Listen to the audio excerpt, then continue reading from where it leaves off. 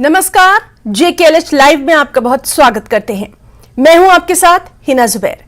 दर्शकों, श्रीनगर में G20 का स्टेज सज चुका है।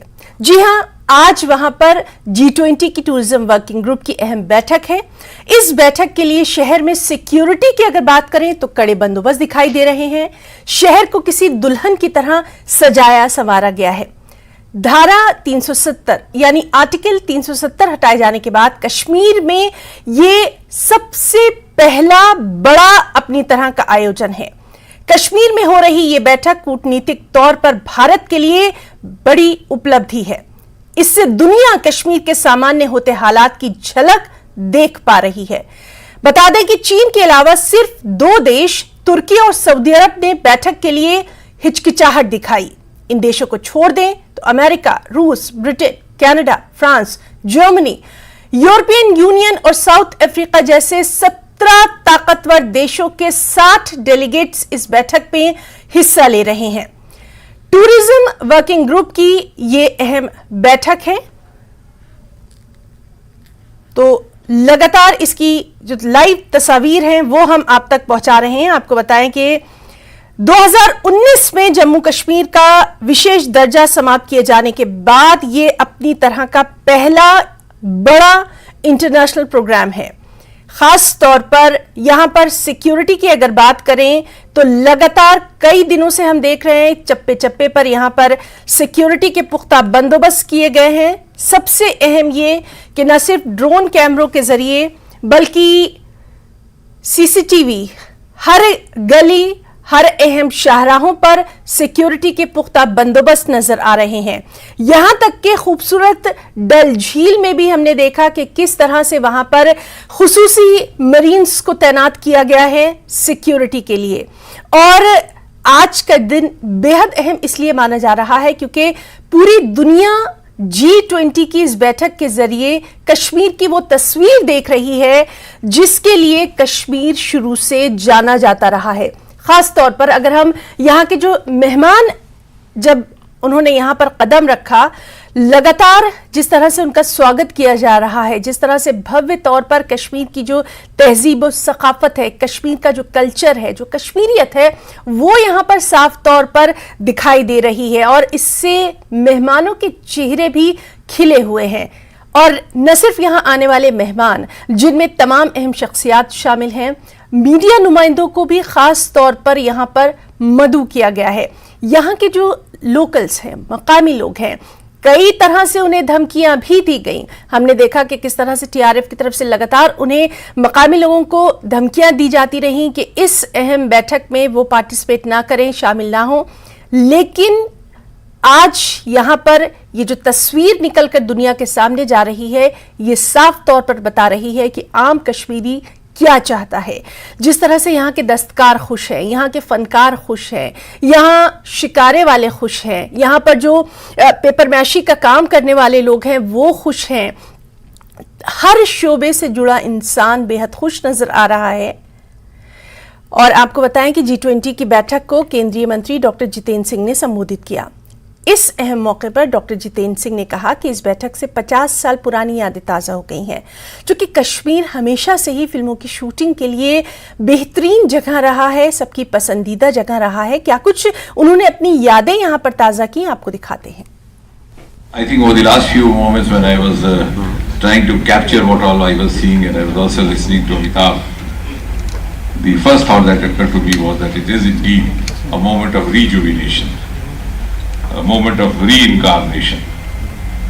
And I'm sure many of you would agree with me, at least to those who belong to my generation, that this event has actually transported us back by about half a century. And exactly 50 years back, we had another star from Mumbai who shook the leg besides the Dal Lake and sent the entire valley rocking in hysteria. And his name, as you rightly guessed, was Shami Kapoor, who virtually made Kashmir his home. And sometimes I wonder, I tend to think, but for Kashmir, whether Shami Kapoor would have been what he ultimately wanted to be. So that is the magic of Kashmir. The series of movies, Kashmir Ki Kali, Janwar, Rajkumar. He, I think, also not only became a star out of Kashmir, but contributed immensely in personifying Kashmir to the rest of the world. And many like him would stay here for months together. The iconic hotel we have sitting beside us, Lalit Hotel, was one of the favorite abodes where they would stay. That time, in those days, it was known as Oberoi. And the entire shooting of the film would be done there. I remember one of the movies, Das Lakh, was virtually they didn't walk out of the hub gate. And many of the beautiful songs would be decked up in the hotel. Hai Duniya Usi Ki Zamana Usi Ka was actually done in the bar of Hotel Oberoi. The old timers would remember. Main Pal Do Pal Ka Shair, was a beautiful lyric written by Sahil Ludhianvi, was done in one of those rooms in Hotel Lalit. And they got some girls from the women college to be the audience. Some of these oldies still remember. So it's virtually a nostalgic, it takes you back. And I think after that, it was also because Kashmir was professionally also, I think, the best location that a film producer or director can find, because it's versatile. You have plateaus here, you have lakes here, you have fountains here, you have snow peaks here, you have skating areas here, you have golf courses here. And it's very cost effective. You have tulip gardens here, you don't have to travel to Holland. It's just beside the hotel where some of our delegates are living. So all this made it a natural destination. And as Amitabh was saying, that every movie would actually have at least one sojourn to Kashmir. And in the process, it became a huge avenue of revenue as well as business.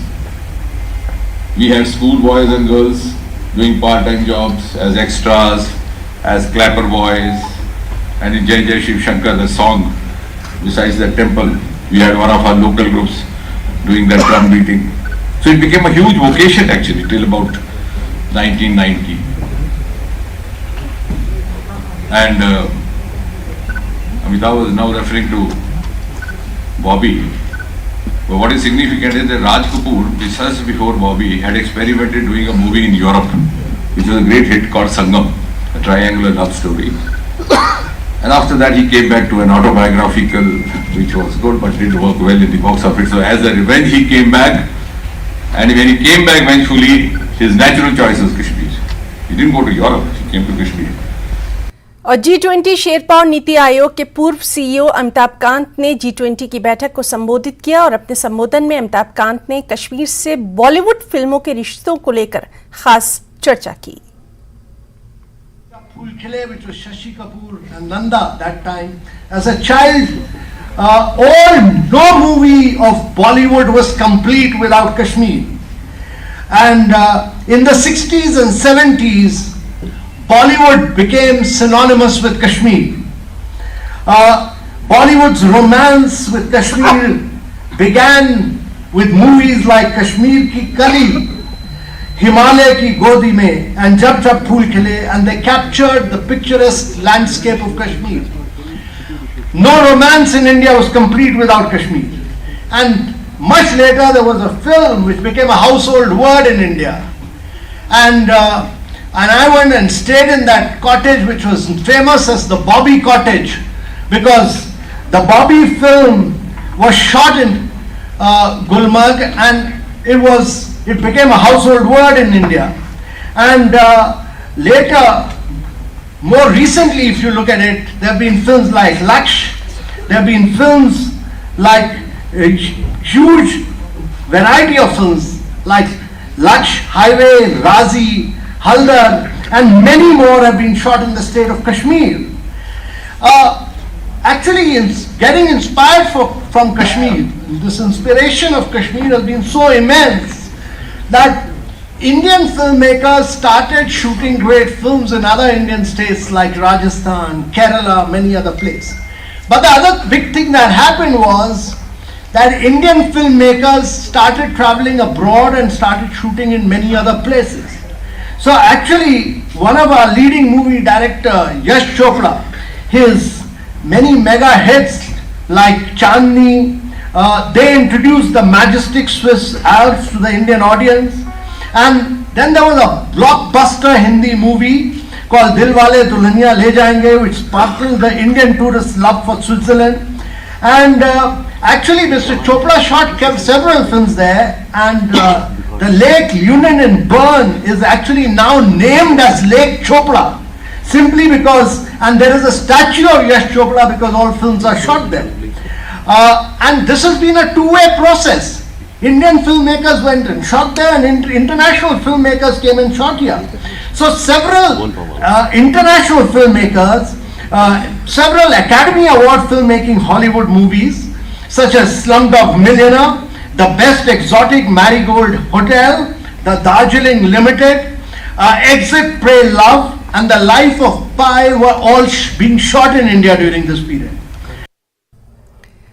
तो श्रीनगर में G20 की tourism working group की अहम बैठक चल रही है। इस बैठक के लिए शहर में सिक्योरिटी के कड़े बंदोबस्त हैं, साथ ही शहर को भी पूरी तरह से सजाया संवारा गया है। आर्टिकल 370 हटाए जाने के बाद कश्मीर में ये पहला बड़ा आयोजन है। कश्मीर में हो रही ये बैठक कूटनीतिक तौर पर भारत के लिए बड़ी उपलब्धि है। इससे दुनिया कश्मीर के जो नॉर्मल हालात हैं उनकी झलक साफ तौर पर देख पा रही है। आपको बताएं कि चीन के अलावा सिर्फ 2 देश तुर्की और सऊदी अरब ने बैठक के लिए हिचकिचाहट दिखाई। इन देशों को छोड़ दें तो अमेरिका, रूस, ब्रिटेन, कनाडा, फ्रांस, जर्मनी, यूरोपीय यूनियन और साउथ अफ्रीका जैसे 17 ताकतवर देशों के 60 डेलीगेट्स इस बैठक में हिस्सा ले रहे हैं। और चलिए सीधे रुक करना चाहेंगे, हमारे साथ मौजूद हैं senior editor news 18 JKLH Tejen Singh Sodhi. Tejen ji, very good evening.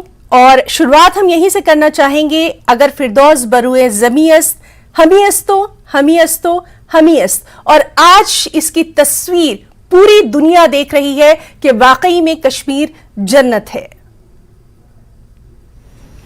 देखिए हिना, बिल्कुल सही कहा। अगर हम पिछले 2 घंटे से देखें जब से ये इवेंट चल रहा है तो it has been a grand success, और आगे आने वाले समय में जो अभी 2 दिन बचे हुए हैं, जिस तरह से इवेंट चल रहा है, वो कहते हैं कि पहले ही आपको पता चल जाता है कि किस तरह का इवेंट होगा।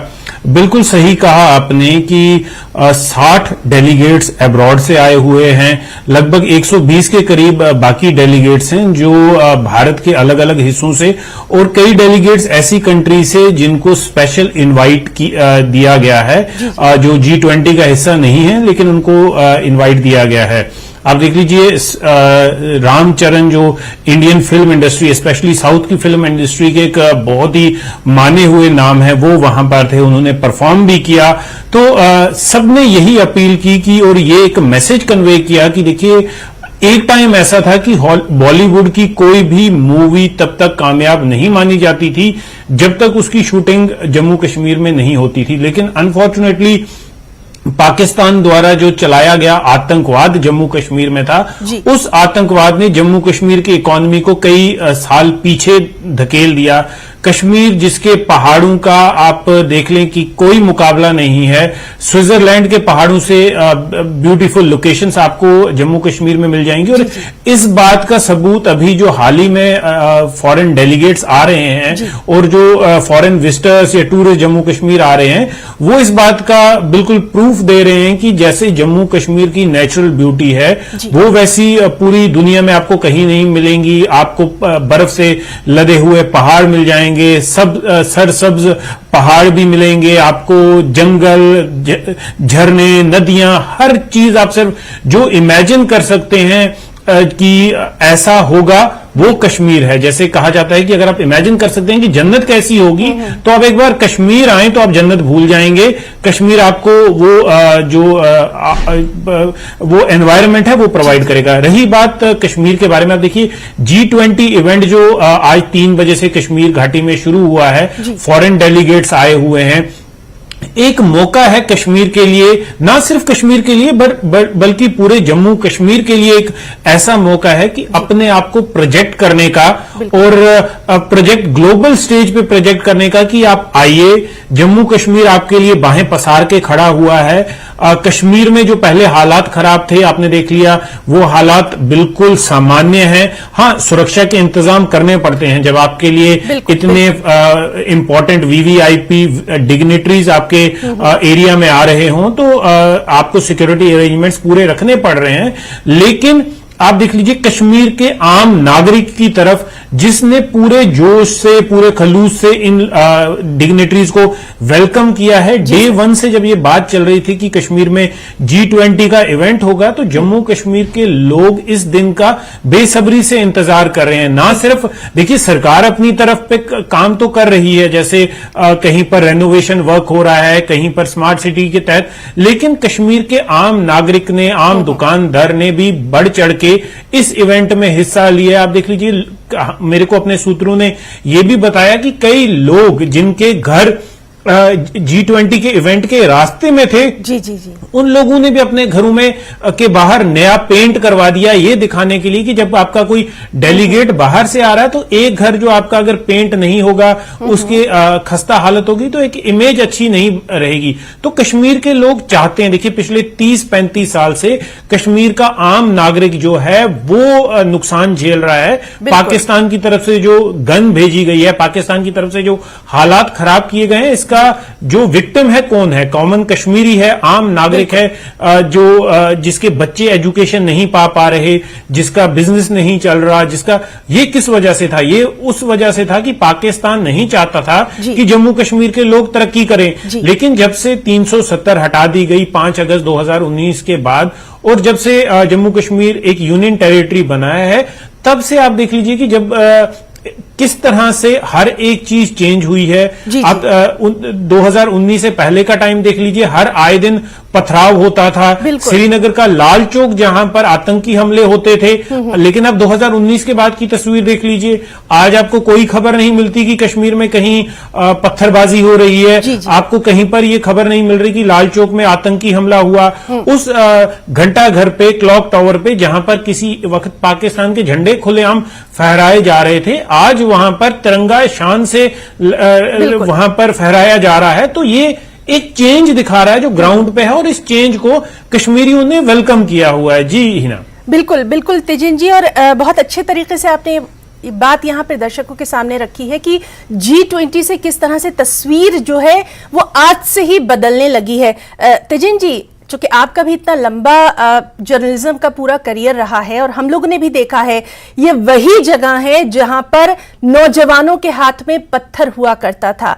आज उन्हीं नौजवानों के हाथ में या तो पेंट ब्रश है, या फिर वो कुछ लिखना चाहते हैं, या फिर वो एजुकेशन के लिए डिग्रियां लेना चाहते हैं। और ये जो G20 की बैठक है, ये बेहद अहम इन मायनों में भी है जो इन्वेस्टमेंट यहां पर आएगा। कम से कम ये अब डेलीगेट्स जो भी आए हैं, ये यहां पर एम्बेसडर के तौर पर आए हैं। जब ये अपने अपने मुल्कों में वापस जाएंगे तो यकीनन कश्मीर की ये तस्वीर वहां पर पेश कर सकेंगे, और सरकार किस तरह से मदद कर रही है।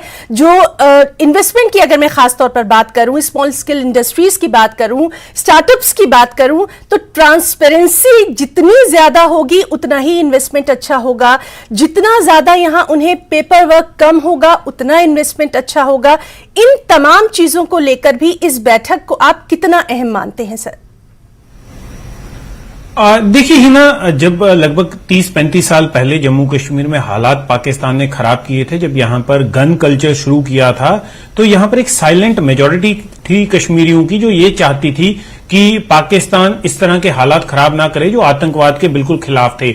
लेकिन उन्हें क्या किया जाता था? उन्हें मुखबर डब करके उन्हें मार दिया जाता था। तो इसलिए एक कश्मीरी जो था, डर के पाकिस्तान से जो गन आती थी, पाकिस्तान से जो हथियार आता था, उसके साए के नीचे कश्मीरी एक डर के माहौल में रहता था।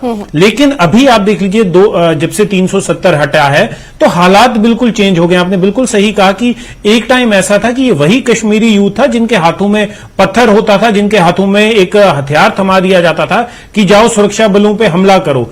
उन्हें कश्मीरियों को, उनके पास ना कोई ट्रेनिंग होती थी, ना उन्हें हथियार चलाना आता था। उन्हें पाकिस्तान ने as a cannon fodder use करता था कि आप हथियार उठाओ, सुरक्षा बल के कैंप पे अटैक करो और मारे जाओ। पाकिस्तान का मंसूबा कामयाब होता था कि कश्मीर में हालात ठीक नहीं है। लेकिन जब से 370 हटा है, कश्मीर के लोगों ने ये समझ लिया है कि उनकी भलाई जो है या उनकी जो डेवलपमेंट है, उनकी तरक्की का रास्ता सिर्फ भारत के साथ रहना है, भारत के जरिए ही है। भारत से अलग होके आप कोई वो ख्याली पुलाव देख लें तो वैसा कुछ नहीं होगा। बिल्कुल, आपकी तरक्की सिर्फ भारत के साथ रहना है और भारत ही आपको आपकी जो मंजिल है वहां तक पहुंचाएगा। तो इसी सिलसिले में आप देखिए, जैसे मैं कह रहा था कि एक टाइम उसी कश्मीरी यूथ के हाथ में पत्थर होता था, हथियार उठता था, लेकिन अभी आपने देखा हर घर तिरंगा कैंपेन में जम्मू कश्मीर में सबसे ज्यादा यूथ जो था वो लाखों की तादाद में बाहर आके तिरंगा अपने हाथों में फहरा रहा था। तो ये बिल्कुल साफ दर्शाता है। आज आप देख लीजिए श्रीनगर में, आप कई घरों में देख लीजिए जहां पर लोग पहले तिरंगे का नाम लेने से डरते थे,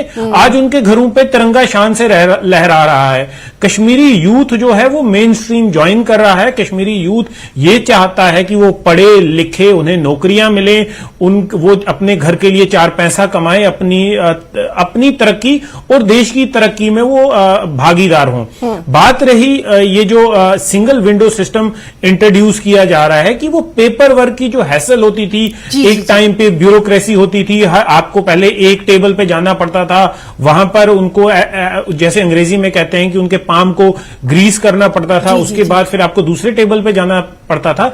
लेकिन अब कई जगहों पर जो जम्मू कश्मीर प्रशासन है उन्होंने एक सिंगल विंडो पॉलिसी अडॉप्ट की है, चाहे वो इंडस्ट्री सेटअप करने के लिए हो, चाहे वो फॉरेन इन्वेस्टमेंट के लिए हो। हालांकि फॉरेन इन्वेस्टमेंट के लिए आपको पहले कुछ सेंट्रल गवर्नमेंट से अप्रूवल लेने पड़ते हैं, लेकिन अभी जैसे मूवी पॉलिसी है तो उसके लिए भी एक सिंगल विंडो सिस्टम लाया जा रहा है कि जो भी अगर कोई भारत का कोई प्रोड्यूसर, कोई डायरेक्टर कश्मीर में आके मूवी बनाना चाहता है तो उसे कोई ब्यूरोक्रेसी के हर्डल्स में ना फंसना पड़े, एक सिंगल विंडो में ही उनके सारे पेपर वर्क, सारा काम हो जाए।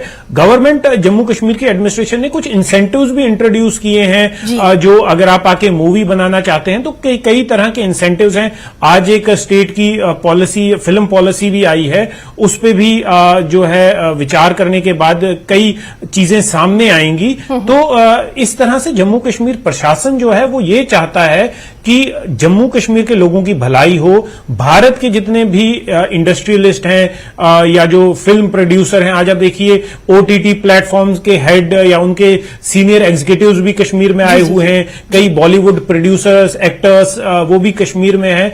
तो इस इवेंट को एक ग्रैंड सक्सेस, एक कश्मीर को शोकेस करने के लिए प्रोजेक्ट किया जा रहा है। और एंड में फायदा किसका होगा? फायदा यहां पर जम्मू कश्मीर के लोगों का होगा, प्रशासन का फायदा नहीं है।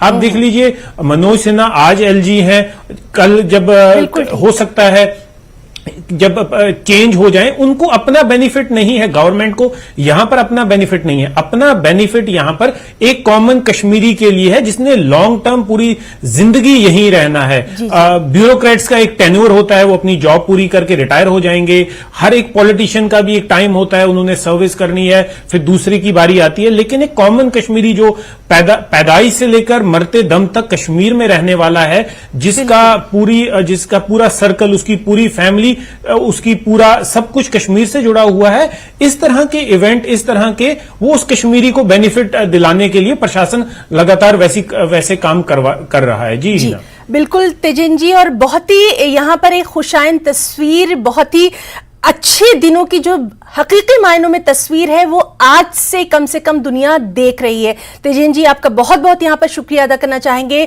तमाम तर जो चीजें हमारे दर्शकों के सामने रखी और लगातार G20 बैठक से जुड़ी तमाम तर अपडेट, तमाम तर लाइव हम आपको दिखा रहे हैं सिर्फ न्यूज 18 JKLH पर। बने रहिए हमारे साथ, एक छोटा सा ब्रेक।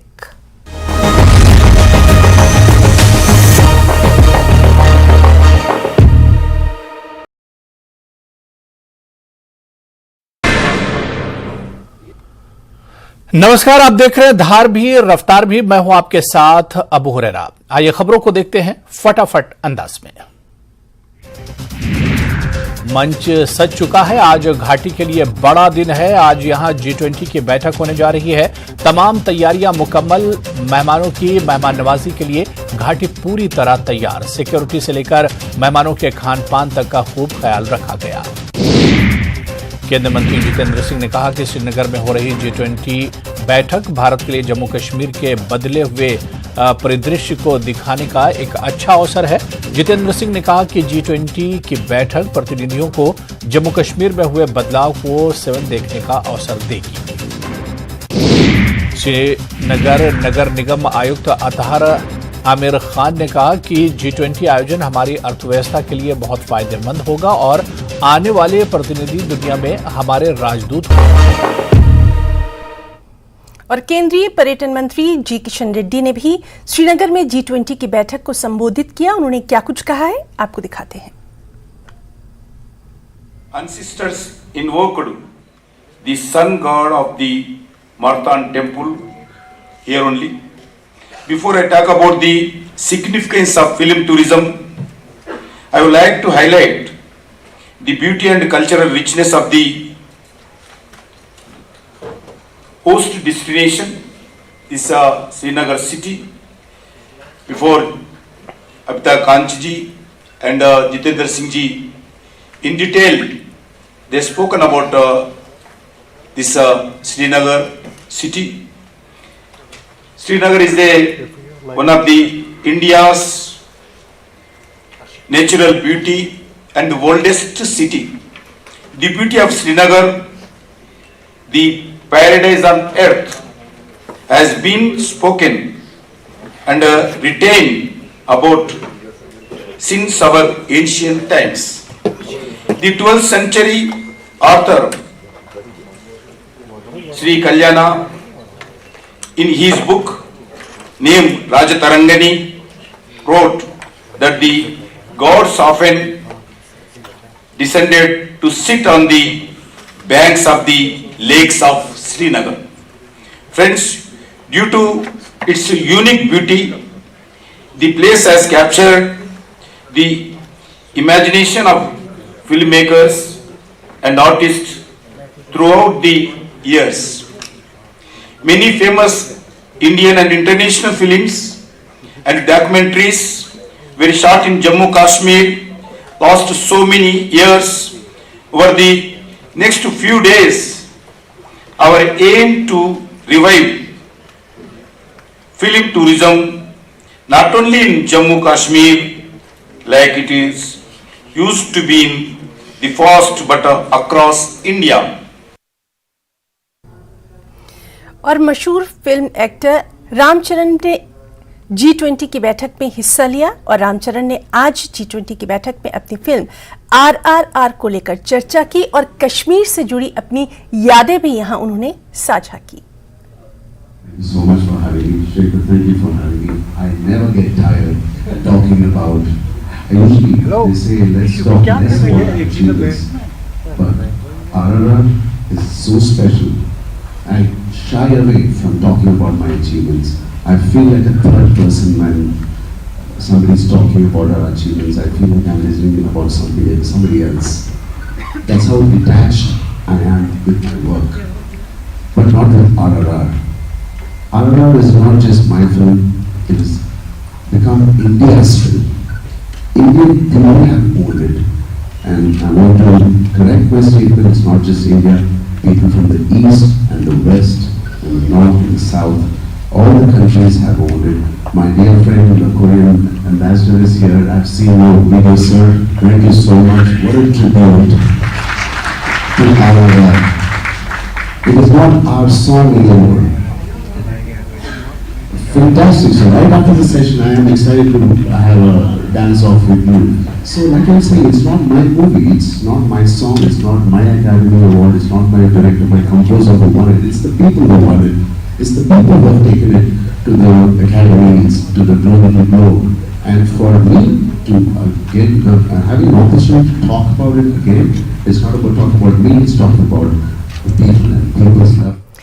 तो खबरों में फिलहाल इतना ही, लेकिन G20 से जुड़ी